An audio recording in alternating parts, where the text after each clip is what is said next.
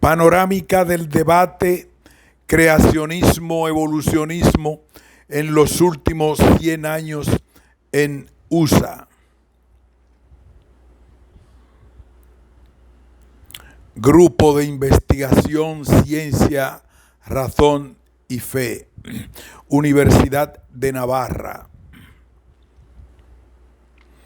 Resumen. El estudio presenta el contexto histórico del debate creacionismo-evolucionismo y la evolución que ha experimentado durante los últimos 100 años en los Estados Unidos.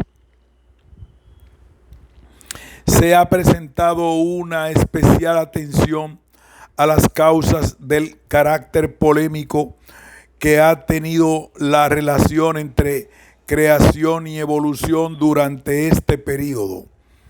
Se ha tratado de evitar las simplificaciones que son comunes entre algunos de los defensores de uno y otro lado, evitando también adoptar una actitud partidista. Finalmente, se hace una presentación del origen y desarrollo reciente del movimiento llamado diseño inteligente, con el fin de completar el cuadro del debate y de ofrecer elementos de juicio para contrastar dicho movimiento con el creacionismo clásico.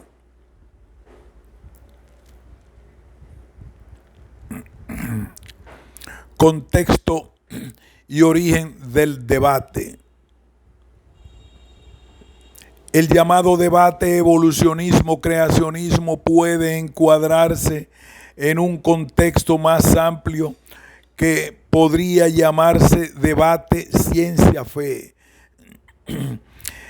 Este, a su vez, puede insertar en otro aún más amplio que se remonta a un tiempo anterior a la aparición de la ciencia e incluso a la aparición de la fe cristiana. Se trata del debate teísmo-ateísmo que ya está presente de una manera muy neta en las reflexiones de los autores helénicos.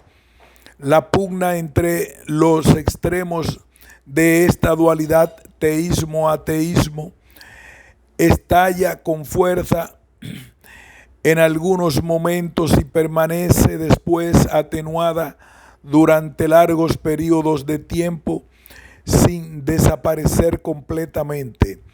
Concretamente, es destacable que las innovaciones intelectuales o metodológicas importantes son una ocasión propicia para que la cuerda que une los dos polos se tense de una manera especial.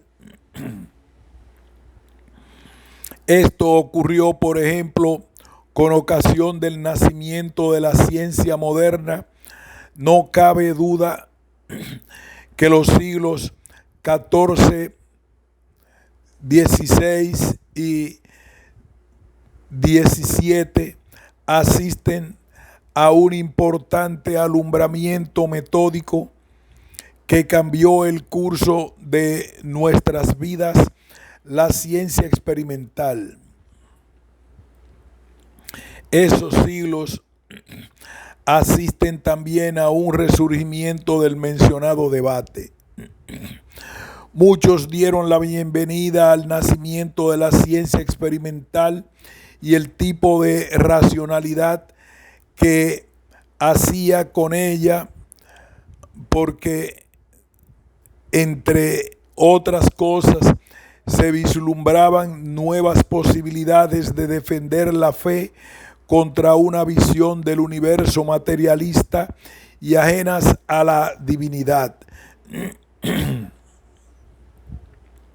Destaca, por ejemplo, el apoyo del cardenal Berulle al joven Descartes para que desarrollase la reforma de la filosofía que la iglesia necesitaba para hacer frente a la amenaza de los libertinos.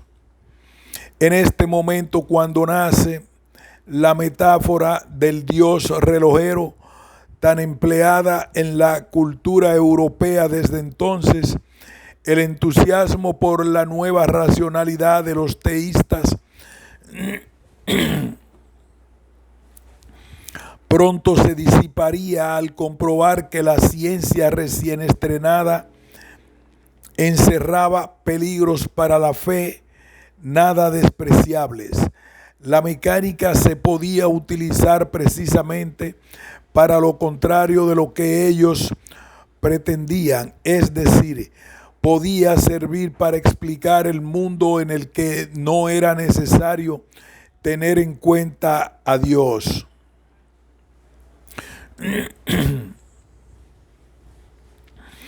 El mecanicismo fue el tipo de racionalidad y la particular cosmovisión que acompañó el nacimiento de la ciencia experimental.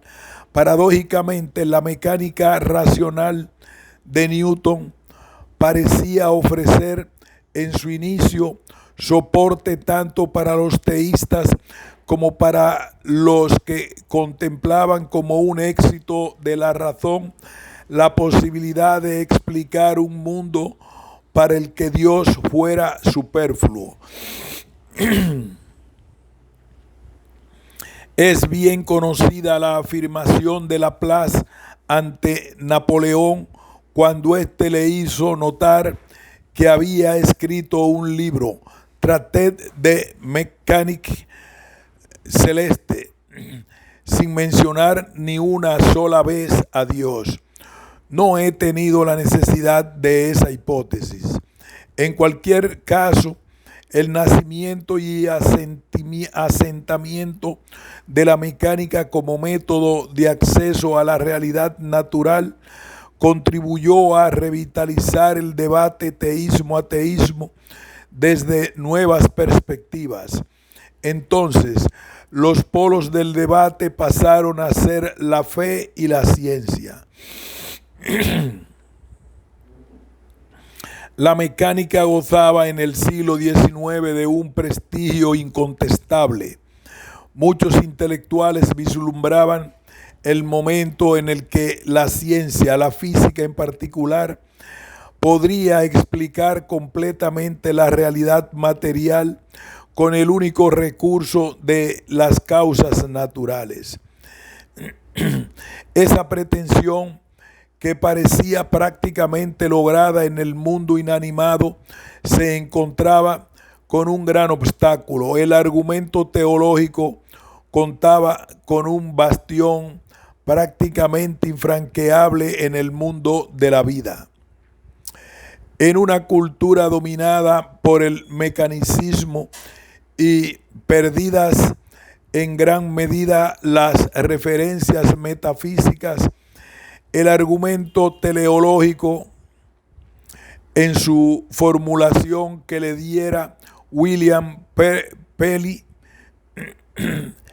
era el recurso por antonomasia para abordar la defensa racional de la fe, pero un libro pareció amenazar con derruir los muros de esa inexpugnable fortaleza. El origen de las especies mediante la selección natural de Charles Darwin contribuyó de una manera decisiva a la transformación de los cimientos que sostenían a la biología en el siglo XIX. Su tesis fundamental era un mecanismo natural que pretendía explicar el aumento de complejidad, la diversidad y la común descendencia de los seres vivos mediante transformaciones materiales en cuyas causas está excluida la finalidad, La teoría de la evolución constituyó una innovación metódica de carácter científico que, como ocurrió con la mecánica, ha tenido gran incidencia en el debate teísmo-ateísmo. La propuesta de Darwin dejaba en una difícil posición al argumento teleológico de Paley. El tipo de racionalidad a la que ha dado lugar dicha innovación es el darwinismo. Como ocurriera anteriormente con el mecanicismo, el darwinismo se ha constituido a lo largo del siglo XX en una auténtica cosmovisión del mundo, más que la aportación de carácter científico, el intento de convertir a la teoría de la evolución en una teoría global y por tanto en una filosofía es lo que ha provocado en muy diversos ámbitos y tradiciones culturales el rechazo desde su inicio hasta nuestros días. Uno de los focos de oposición a la teoría de la evolución fue, en su inicio, la misma ciencia, pero en la medida en que se fue abriendo paso una teoría que permitió sintetizar la propuesta de Darwin con la genética y con las nuevas aportaciones de la bioquímica, la oposición científica se fue disolviendo. Hoy se puede considerar prácticamente nula. El otro foco de oposición ha sido de carácter filosófico. Este tiene que ver con el mencionado problema de la elevación de la teoría científica al estatuto del conocimiento globalizante y por tanto se podría decir que se trata de oposición. Al foco de oposición ha sido también desde la misma formulación de la teoría del aparente contraste de sus tesis con la revelación cristiana, la amenaza contra la autoridad bíblica.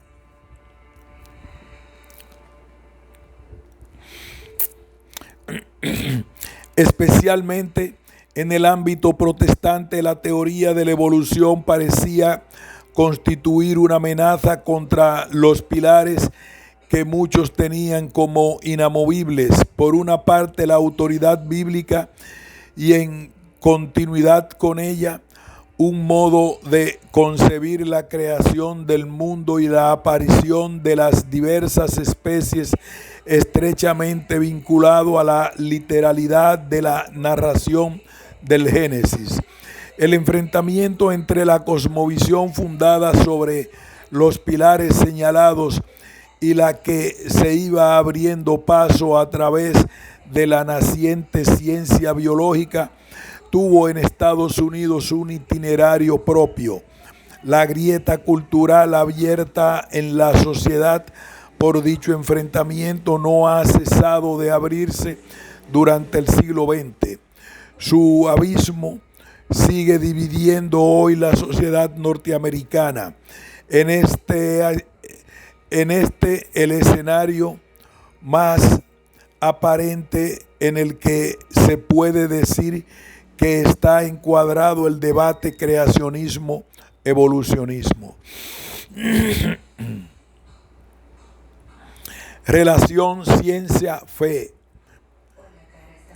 El par de términos creacionismo-evolucionismo expresa el enfrentamiento entre partidarios de la creación y de la evolución. Decir solamente esto sería simplificar excesivamente el problema.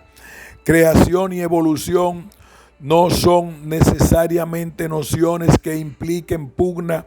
En términos muy generales, se puede decir que entre los cristianos encontramos 4 modos distintos de afrontar la relación entre la ciencia y la fe, que son las mismas que podemos encontrar entre la creación y la evolución. Es posible encontrar algunas de estas posiciones también entre no creyentes.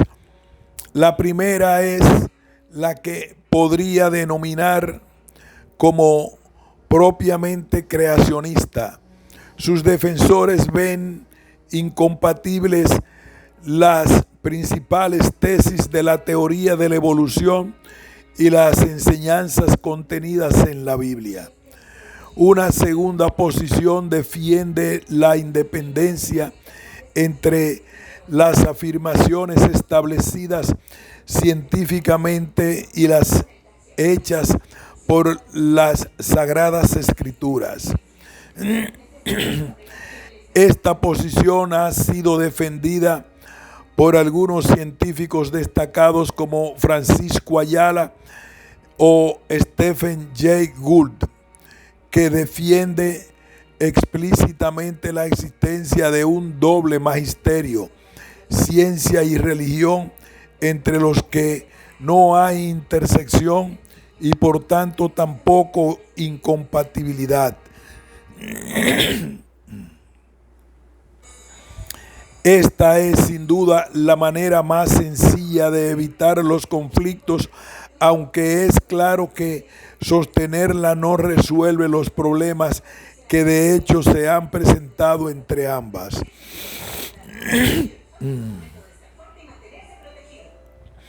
La tercera posición defiende que la ciencia tiene su método propio y que no debe mezclarse con la religión, pero al mismo tiempo afirman que la ciencia no solo no se opone a la religión, sino que ofrece elementos que permitirían reforzarla, aunque sea de un modo indirecto. Esta es la posición de los promotores del movimiento llamado diseño inteligente. Para sus defensores, la ciencia de hoy, en particular la biología, ofrece datos empíricos que muestran la insuficiencia de las leyes naturales en la explicación de la realidad. Estos datos confirman la necesidad de una intervención extranatural.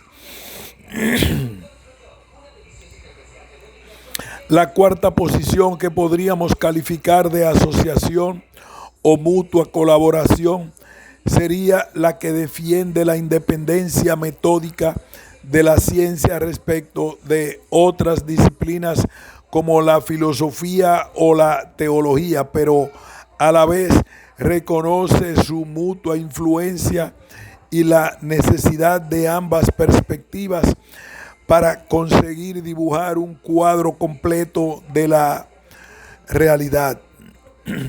No ve amenazas entre ambas partes, sino todo lo contrario, una imagen paradigmática de esta perspectiva, aunque en un contexto más amplio y no limitado a la ciencia. Sería la que se ofrece al comienzo de la introducción de la encíclica de Juan Pablo II, Fides et Ratio.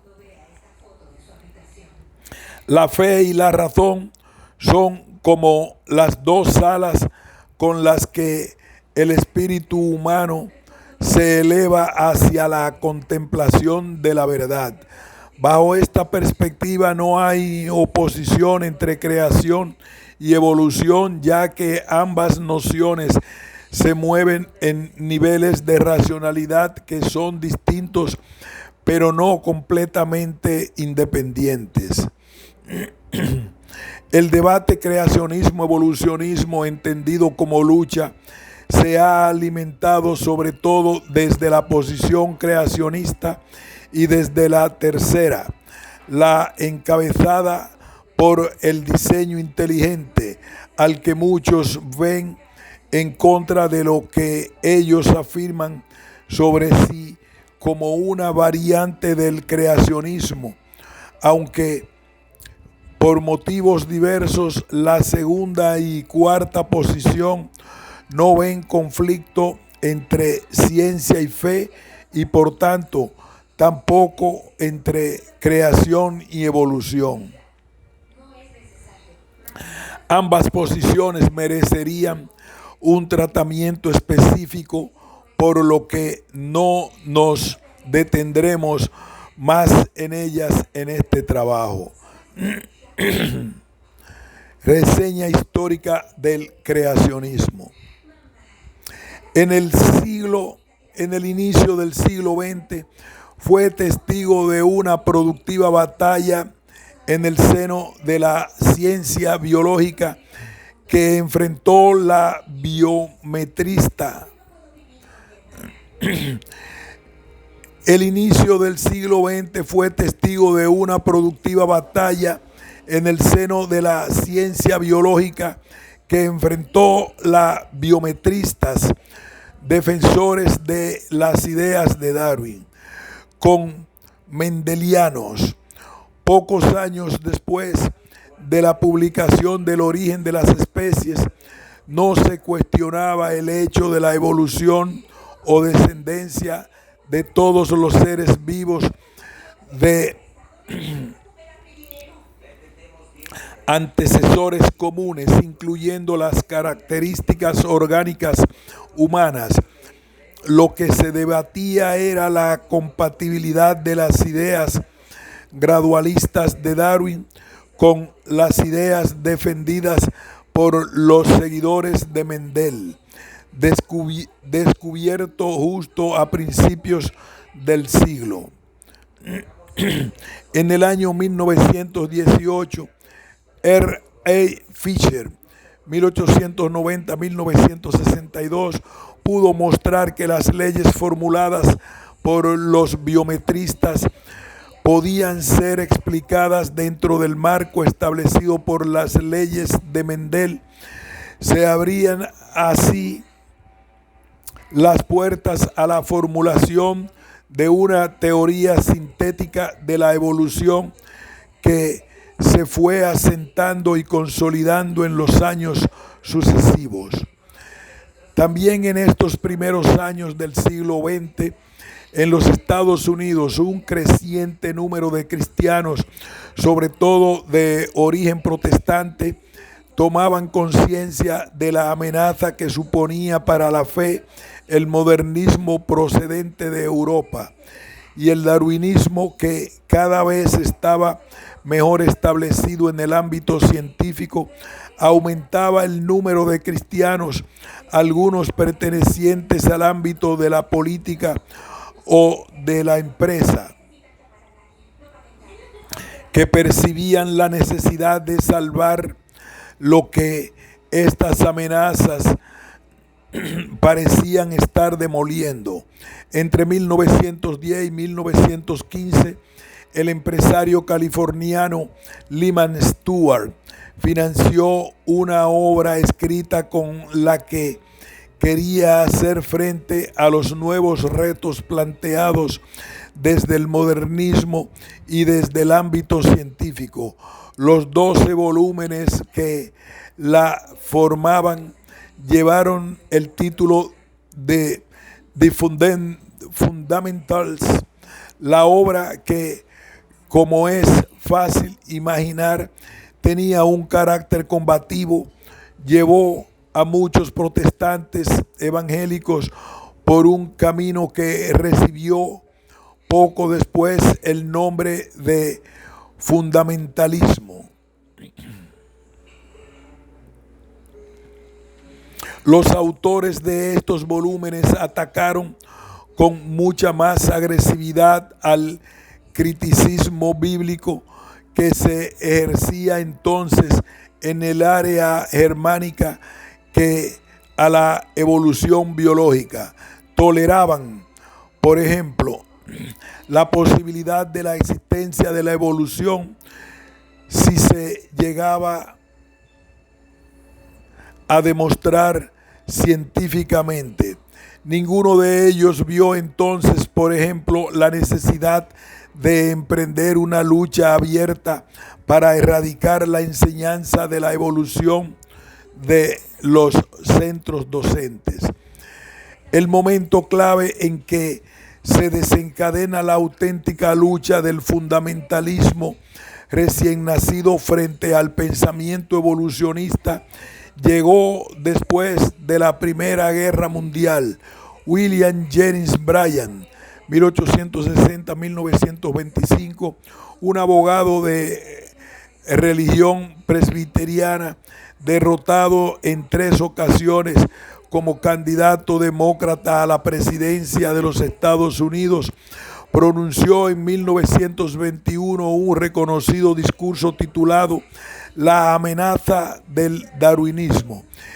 En él alertaba a la sociedad del peligro de dicha doctrina para la fe cristiana y la acusaba de poner las bases para que se desencadenara la más sangrienta guerra de la historia. Bryan, en el mismo discurso, afirmó la necesidad de condenar públicamente el darwinismo. De hecho, Bryan pensaba que el darwinismo estaba asociado con la guerra que acababa de terminar. Antes de que acabara la década, más de 20 estados habían debatido leyes antievolucionistas. En 3 de ellos, Tennessee, Mississippi y Arkansas, se prohibió la enseñanza de la evolución en las escuelas públicas. En Oklahoma se prohibió el uso de libros de textos evolucionistas. En Florida se condenó el darwinismo como impropio y subversivo. Incluso el Senado de los Estados Unidos debatió y finalmente se rechazó una enmienda que hubiera prohibido emisiones radiofónicas favorables a la evolución. En esta polémica agria, abierta, que enfrentaba al fundamentalismo con la evolución, el catalizador indiscutible fue Bryan. Bryan tuvo la ocasión de ejecutar una condena pública contra la evolución en 1925, cuando en Dayton, Tennessee, se celebró un juicio contra el profesor John Scopes. El juicio en realidad fue provocado por los defensores del evolucionismo. El juicio fue ampliamente conocido como el juicio del mono, Scopes Monkey Trial. Se acusó a Scopes de enseñar la teoría de la evolución contra la ley vigente en el estado de Tennessee. Fue una victoria legal del fundamentalismo.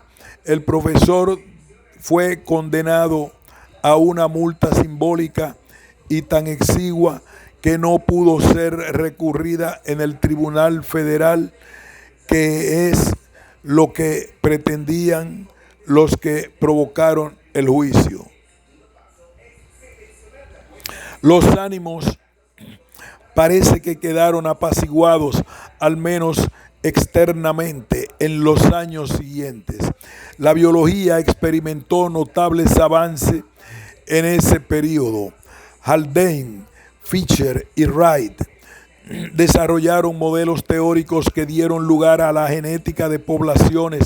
La integración de los trabajos anteriores con el resto de la biología fue la tarea principal de Theodosius Grigorovich Dobzhansky, 1900-1975. Su libro más importante fue publicado en 1937 y llevó por título Genética en el origen de las especies. La orientación de sus trabajos se continuó en los años sucesivos y dio lugar a una síntesis entre genética y biología que ahora se conoce como la teoría sintética o neodarwinismo. El nombre de teoría sintética quedó establecido gracias a la popularización que consiguió Julian Huxley de estas ideas con un libro publicado en 1947 y cuyo título fue La evolución, síntesis moderna, un momento de gran importancia para la consolidación del neodarwinismo como teoría dominante en el ámbito científico. Fue el descubrimiento de la estructura del ADN en 1953 por Crick y Watson. La bioquímica abría nuevas perspectivas teóricas y experimentales a las explicaciones evolutivas. En medio de la calma posterior a la tormenta del primer cuarto de siglo, el desfase entre la implantación del darwinismo en el ámbito sociocultural y en el mundo científico se hacía cada vez mayor. Los currículos científicos se adaptaron a las nuevas exigencias de la biología y dieron a la evolución un papel central en la explicación de los procesos biológicos. En 1958, por ejemplo, se fundó el Estudio Curricular de las Ciencias Biológicas, financiado por el gobierno federal. El texto otorgaba un papel central a la teoría de la evolución, estableciendo así a la tendencia general de los textos científicos del momento, a pesar de las leyes contrarias a la evolución todavía vigentes en algunos estados. Habrá que esperar hasta el año 1968 para que dichas leyes sean declaradas anticonstitucionales por la Corte Suprema, caso de Epperson contra Arkansas. Por su parte, los protestantes defensores de las proposiciones fundamentalistas consideraron que sus tesis e incluso su misma fe estaba siendo atacada en los centros de enseñanza.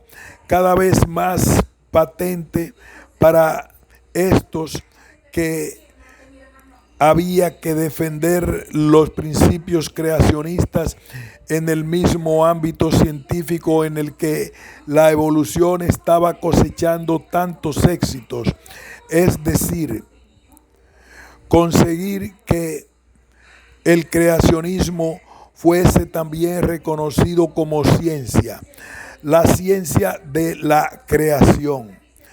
El personaje que asume ahora el liderazgo de este nuevo reto y cataliza el resurgir del nuevo creacionismo fue Henry Maddison Morris, 1918-2006.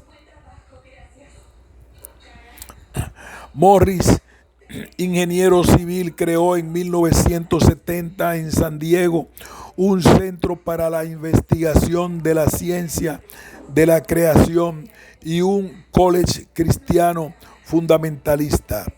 Él y un grupo de colaboradores durante los años 70 y 80 sacaron adelante el Institute for Creation Research, organización con un marcado carácter antirrevolucionista, con la que lograron inicialmente recuperar terreno para el creacionismo. Consiguieron que los primeros años 80, al menos en 27 estados, se decretaran leyes que prescribían equilibrar la enseñanza de la evolución con la ciencia de la creación. No obstante, sus intentos de ser aceptados por el mundo científico fracasaron de una manera clara. También en el ámbito judicial fueron cediendo terreno. El caso de la ciencia de la creación de Arkansas, un juicio celebrado en enero de 1982, es uno de los ejemplos más representativos. Los evolucionistas consiguieron que el juez Oberto revocara la ley vigente en el estado de Arkansas desde 1981, por la que se obligaba a equilibrar el tiempo de docencia de ambos contendientes. En Luisiana, los creacionistas trabajaron para introducir la ley de enseñanza del mismo tipo, tratando de evitar los problemas que les llevaron a la derrota en Arkansas, pero en 1987 la Corte Suprema sentenció que la ley del tratamiento equilibrado de Luisiana violaba el requerimiento de la primera enmienda de la Constitución, que establece la separación entre la Iglesia y el Estado. Lo que afirmaba la sentencia es que la ley respaldaba la enseñanza de la religión en un centro público de enseñanza. Caso Edwards contra Alquilar. Algunos autores, como Eugene Scott, afirman que esta derrota fue uno de los factores más importantes en el cambio de estrategia del movimiento creacionista. El creacionismo abrazaría ahora una nueva etiqueta, la del diseño inteligente, aunque ciertamente hay una continuidad temporal entre esta derrota en los tribunales y la aparición del diseño inteligente, y encontramos personas comprometidas con el creacionismo y con el nuevo movimiento. La realidad es que no parece que este último fuera un producto elaborado en los laboratorios intelectuales del creacionismo. Lo que sí parece claro es que los creacionistas vieron en el diseño inteligente, que comenzaba solo a esbozarse al finalizar la década de los 80, una tabla de salvación en la que subirse para mantener un pulso contra la evolución, al menos en el ámbito académico. Sin embargo, las diferencias entre el creacionismo del que hemos hablado hasta el momento y el diseño inteligente hace conveniente delinear una síntesis de las ideas defendidas por los creacionistas y describir el itinerario intelectual e histórico propio del nuevo movimiento. Los cimientos del creacionismo. A pesar del apretado resumen esbozado anteriormente, solo se han expuesto unas simples pinceladas en cuadro mucho mayor. El creacionismo es un fenómeno complejo que además ha ido evolucionando a lo largo de todo el siglo XX, aunque el mundo científico ha sido refractario a su tesis. No se debe caer en la simplificación de pensar que es la sencilla expresión de una lucha entre ciencia y religión. Ciertamente hay profundas motivaciones de carácter religioso, pero, por ejemplo, entre los defensores del creacionismo podemos encontrar a hombres de ciencia, y entre sus adversarios también podemos encontrar a miembros del clero.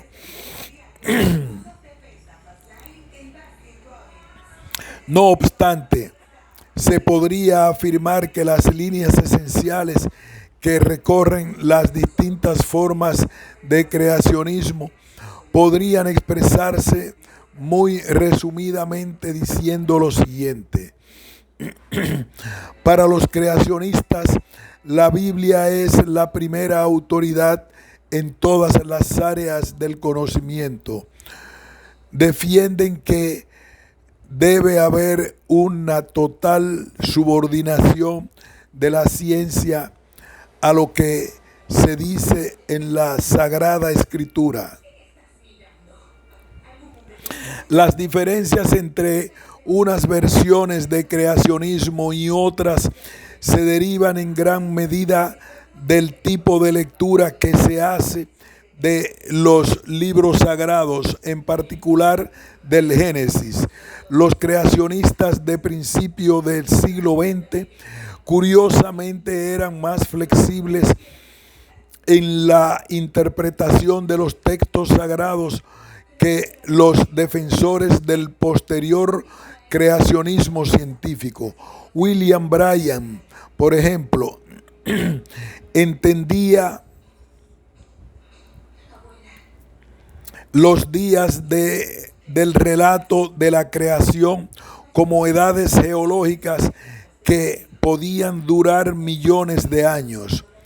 Además, admitía la evolución orgánica de los seres vivos con tal de que no fueran en contra del origen sobrenatural de Adán y Eva. Morris, el principal promotor de la ciencia de la creación, hacía una lectura más literal del relato bíblico, aunque sus afirmaciones, que pretendían ajustarse a lo divinamente revelado en los textos, trataba de sustentarse en argumentos de carácter científico. Se podría decir que hace una interpretación científica del texto. Para Morris tiene mucha importancia en la comprensión de la historia natural del relato bíblico del diluvio universal. Las tesis científicas catastrofistas y los gaps en el registro fósil serían una confirmación científica de los relatos bíblicos, en particular del diluvio. Esta interpretación, muy ajustada a la literalidad del texto sagrado, hizo que los creacionistas científicos concedieran a la Tierra una historia de no más de 10.000 años. Resulta paradójico que entre los defensores de las primeras formas de creacionismo fundamentalista casi no se encuentran hombres de ciencia o del ámbito académico. En cambio, cuando aparece el ICR, 5 de sus 10 fundadores han conseguido doctorados en ciencias o ingeniería en las universidades estadounidenses de prestigio. Esto permite explicar el mayor peso que se da a los argumentos científicos en esta fase del creacionismo. Pero estos argumentos están al servicio de la defensa de ciertos pasajes de la Biblia leídos, como se ha dicho, en un sentido literal. Consecuencia de lo anterior, aparte del cálculo de la edad de la Tierra, es mantener que la teoría de la evolución no es capaz de explicar ni el origen del mundo, ni el origen y la diversidad de las especies que vemos en la naturaleza. Las tesis esenciales de la ciencia de la creación son las incluidas en la caracterización que se hizo de ella en la ley de Arkansas en 1981. Súbita creación del universo, energía y vida de la nada. 2. mutación, selección natural son insuficientes para explicar el desarrollo de todos los tipos de seres vivos desde un único organismo. 3. Los cambios se producen solamente dentro de unos determinados límites en unos tipos de plantas y animales creados originalmente. 4. Antecesores separados para los simios y los hombres. 5. Explicación de la geología de la Tierra mediante el catastrofismo, incluyendo la ocurrencia de un diluvio universal. 6. Relativamente reciente inicio de la Tierra en los seres vivos.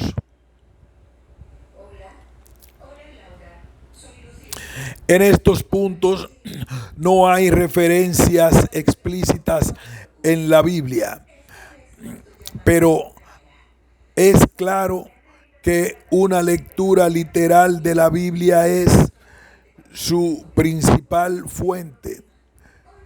En estos puntos no hay referencias explícitas a la Biblia, pero es claro que una lectura literal de la Biblia es su principal fuente de inspiración.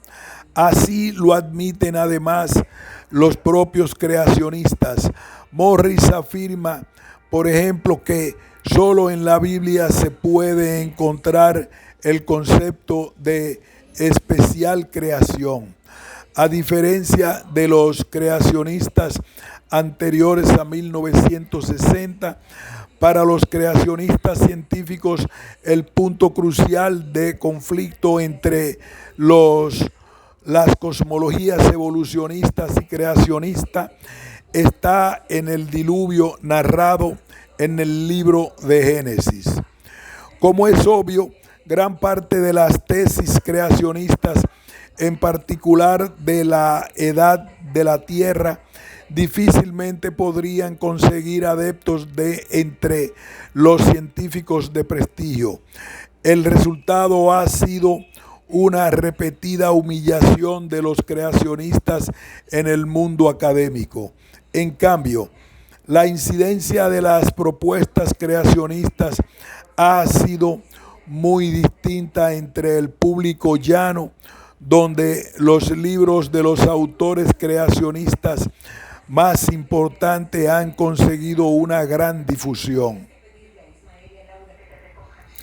Paradójicamente, los evolucionistas se encuentran con la situación opuesta.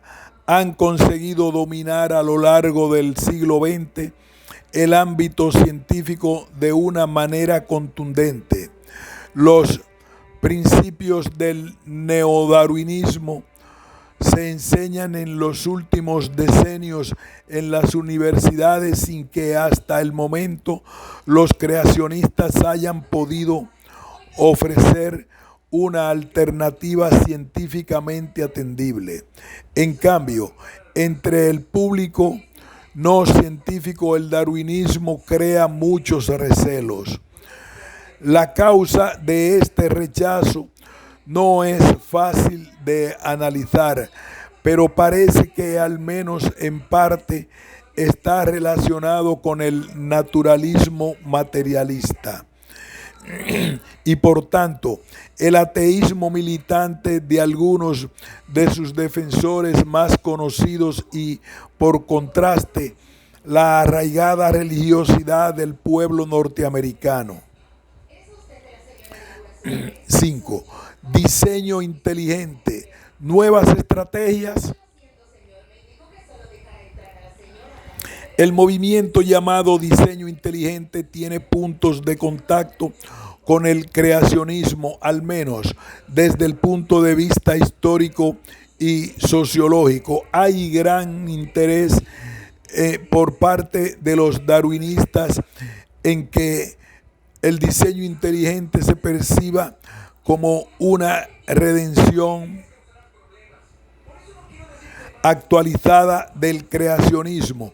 Por otro lado, sus defensores tratan denodadamente de distinguirse con claridad de los creacionistas. Vamos a reseñar brevemente cómo aparece dicho movimiento con el fin de ofrecer una idea aproximada de su relación con la ciencia de la creación. El antecedente más próximo del Intelligent Design lo constituyen dos libros publicados en los años 80. El primero, que lleva por título El misterio del origen de la vida, fue escrito por tres autores que trabajaban entonces en el ámbito de la ciencia o la tecnología. Thaxton, químico; Bradley, ingeniero; y Olson, geoquimista. El segundo, cuyo título es Evolución, una teoría en crisis, fue escrito poco después por Michael Denton, agnóstico y especialista en genética molecular.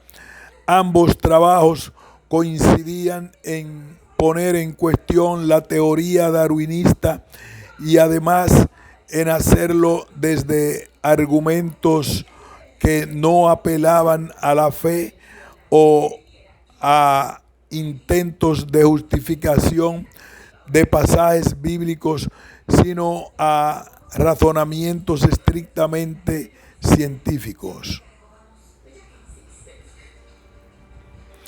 Muy poco antes, en 1977, un grupo de la Universidad de Santa Bárbara en California creó Students of Origins Research.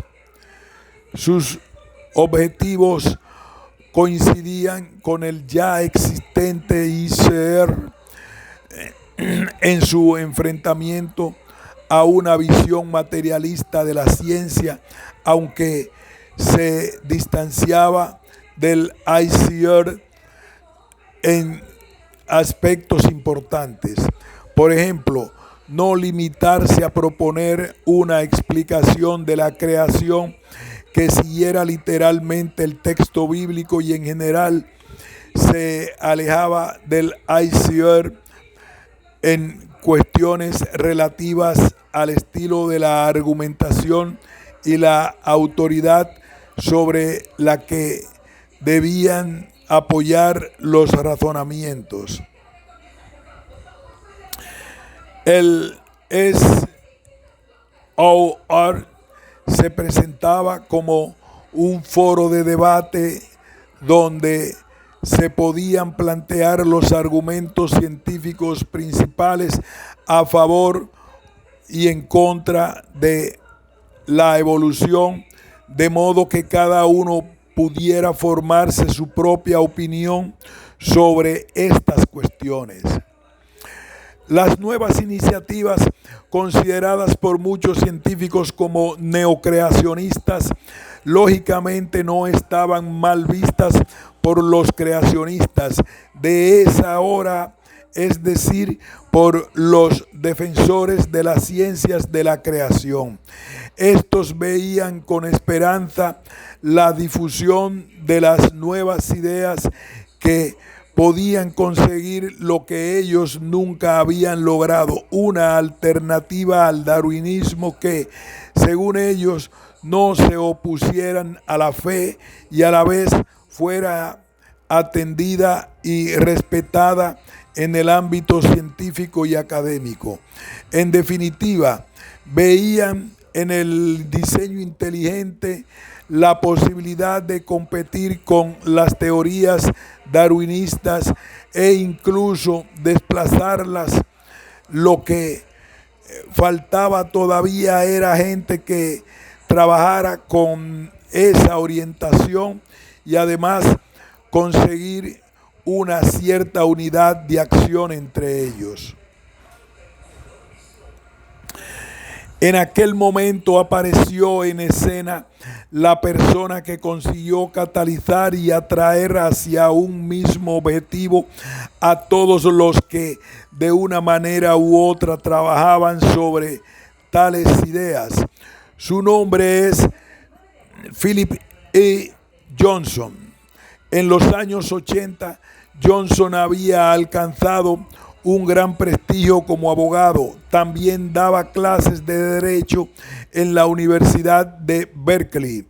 Su figura se hizo muy popular entre los defensores del creacionismo a raíz de un enfrentamiento dialéctico que mantuvo con Stephen Jay Gould, muy conocido por dar origen a la teoría del evolucionismo puntuado, que entonces era ya también un prestigioso y conocido biólogo evolucionista y agnóstico declarado.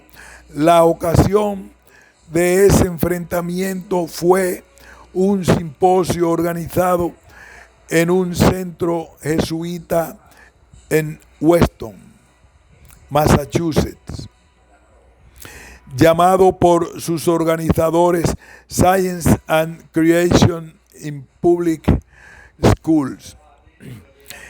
En ese lugar se reunieron muchos de los protagonistas del debate creacionismo-evolucionismo de la década de los 80.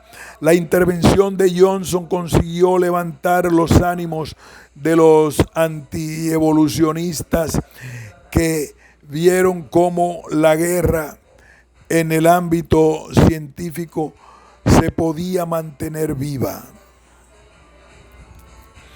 A finales de los 80, Johnson era profesor visitante en el University College de Londres, donde leyó el polémico libro de Richard Dawkins, El relojero ciego. Después de un estudio atento del libro, llegó a la conclusión de que los argumentos expuestos por Dawkins no podían considerarse legítimamente científicos, más bien que parecían a los argumentos empleados en las defensas judiciales con las que tan familiarizado estaba Johnson. Impulsado por esta idea, siguió trabajando sobre los libros más populares de entonces sobre la evolución. Como resultado de este estudio, publicó en 1991 un libro titulado Darwin on Trial, en el que hacía una dura crítica al darwinismo, acusándolo de no ser una teoría científica, sino una filosofía materialista. El libro alcanzó gran difusión e hizo famoso aún a su autor.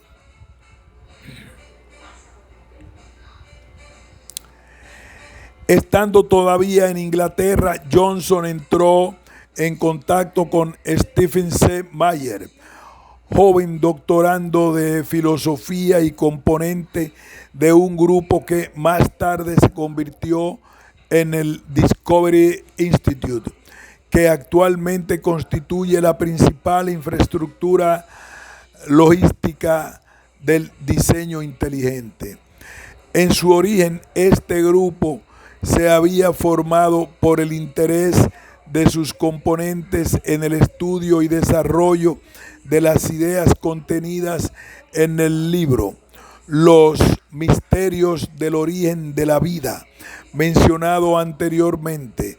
La sintonía de Meyer y sus colegas con Johnson fue completa. A raíz de este encuentro, el autor de Darwin in Trial se convirtió en el líder indiscutible de lo que hoy conocemos como diseño inteligente. A lo largo de los años 90, en gran parte por el eficaz impulso de Johnson, el movimiento diseño inteligente se fue consolidando desde diversos puntos de vista. Johnson afirmó que el diseño inteligente era como una cuña con la que sería capaz de romper la monolítica cultura materialista sólidamente instaurada hasta ese momento en el ámbito científico. Al inicio de los años 90, sus principales logros fueron en el ámbito organizativo y de infraestructura. Al final de esta década consiguieron también que distintas personalidades de prestigio en el mundo académico y científico entraran en el diálogo con ellos. Una muestra de la influencia del diseño inteligente es que el SOR, que comenzó a llamarse entonces Axis Research Newton,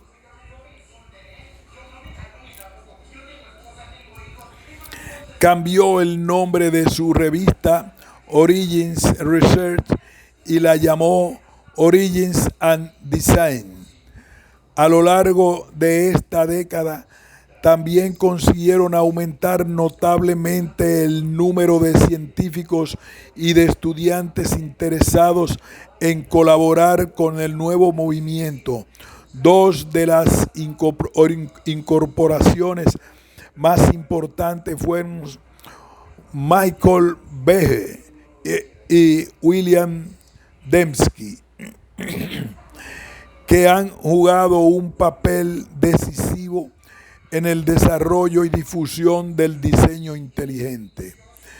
Michael Behe, bioquímico y profesor de la Universidad de Leipzig, comenzó a ser un miembro destacado del diseño inteligente, sobre todo después de su intervención en un simposio organizado por Johnson en el campus de la Southern Methodist University de Dallas, Texas, en el año 1992, titulado Darwin's Scientific Interference or Philosophical Preference. En aquella ocasión defendió brillantemente sus ideas ante evolucionistas tan destacados en el mundo científico como Leslie K. Johnson, Michael Ross o Arthur M. Shapiro. 4 años más tarde expuso esas ideas bien ordenadas y desarrolladas en un libro de divulgación científica titulado La Caja Negra de Darwin. El libro fue un gran éxito editorial. Recibió también, junto con multitud de críticas a favor y en contra, el reconocimiento de la mayor parte de los especialistas de estas áreas por el buen trabajo de divulgación conseguido. Posiblemente haya sido el libro que más ha contribuido a difundir el diseño inteligente y a hacerse ganar terreno, al menos inicialmente, en el ámbito académico. En ese mismo simposio participó William A. Dembski, que acabó su tesis doctoral en filosofía en la Universidad de Illinois en Chicago el mismo año de la publicación de la Caja Negra de Darwin.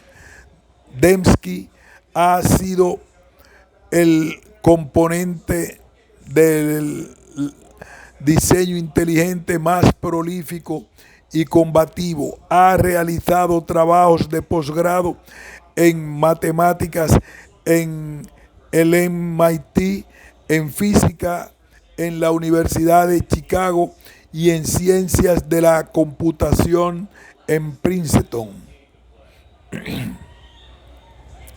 Su capacidad de trabajo y contar con formación matemática, filosófica y teológica le ha facilitado asumir el liderazgo dentro del movimiento a partir de los últimos 90.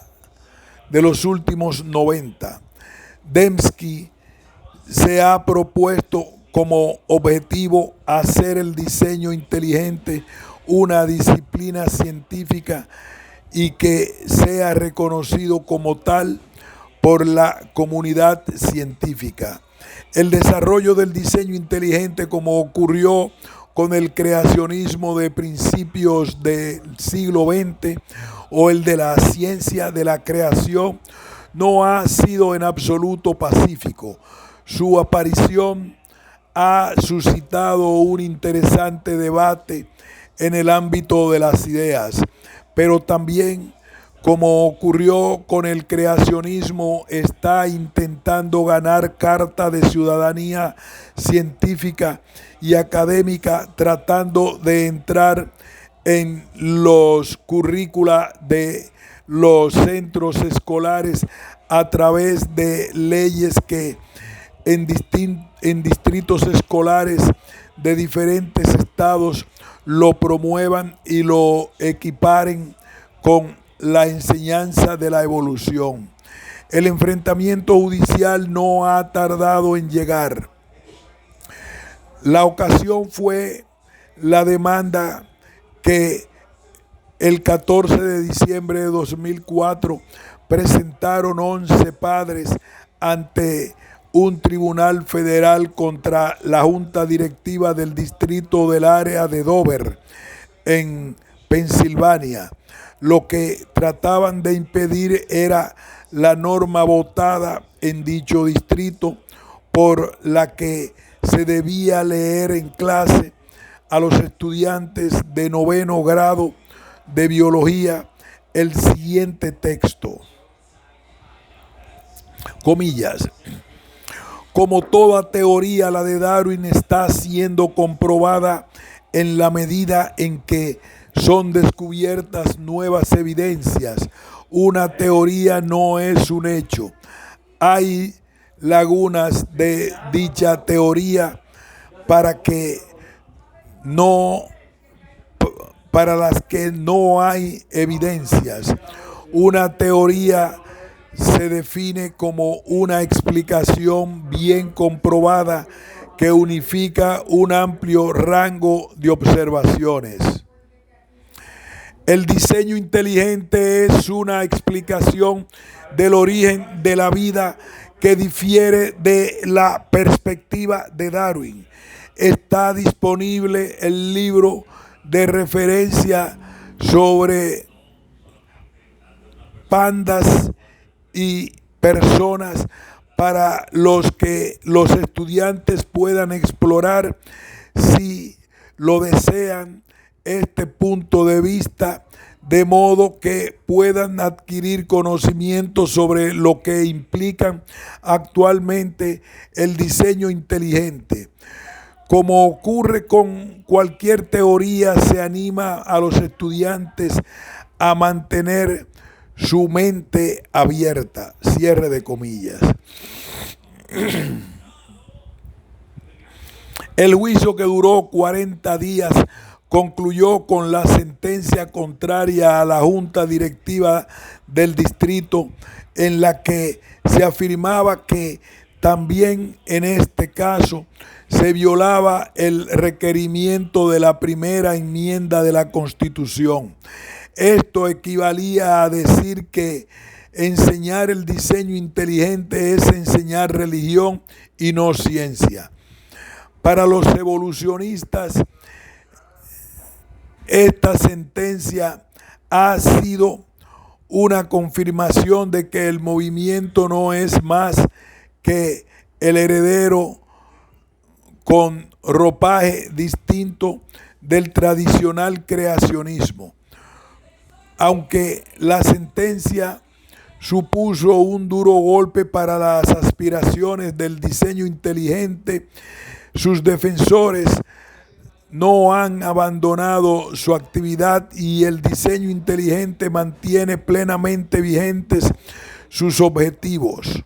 Algunos consideran que los creacionistas, en los que incluyen al diseño inteligente, siguen intentando conseguir sus objetivos de ser reconocidos académicamente, cambiando nuevamente de estrategia. La ley aprobada en junio de 2008 por el gobernador de Luisiana, Bobby Jindal, en la que se defiende la necesidad de mantener el pensamiento crítico en el aula, sería un ejemplo de lo que muchos evolucionistas interpretan como abrir de nuevo una puerta a la enseñanza del creacionismo en las aulas.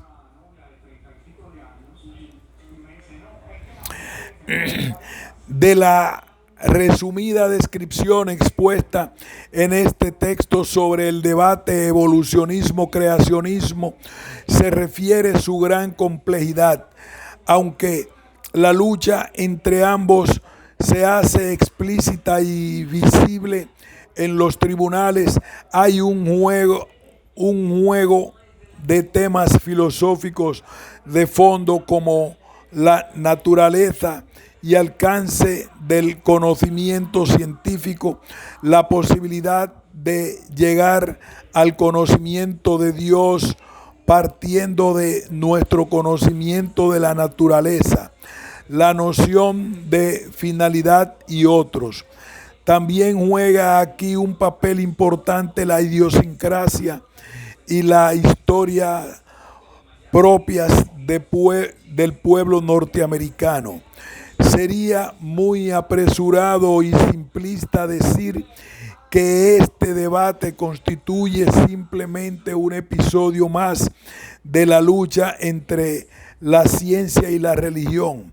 Se puede enmarcar en este escenario si se tiene en cuenta que presentar la relación de ciencia y religión como equivalente a la lucha es ya una simplificación injustificada. Como hemos puesto de manifiesto en el segundo apartado de este trabajo, también hemos tratado de poner de manifiesto que es una gran simplificación ver en el diseño inteligente una mera continuación del creacionismo, aunque tenga con él importantes puntos de contacto. El debate creacionismo-evolucionismo presenta aspectos negativos como consecuencia, por ejemplo, de la aspereza que han alcanzado los enfrentamientos entre ambos bandos, pero también está ofreciendo frutos importantes. La reflexión sobre este debate está obligando a desempolvar grandes temas de la filosofía de la naturaleza a la luz de los datos que hoy nos ofrece la ciencia. Tener más conocimiento de la realidad natural permite también hacer una reflexión filosófica más rica. El debate muestra la necesidad de adoptar una perspectiva que no se deje seducir ni por un fundamentalismo ni por el materialismo. Ambos se potencian mutuamente y llevan con facilidad a la reflexión a callejones sin salida. Fin de este ensayo del grupo Ciencia, Razón y Fe, Universidad de Navarra.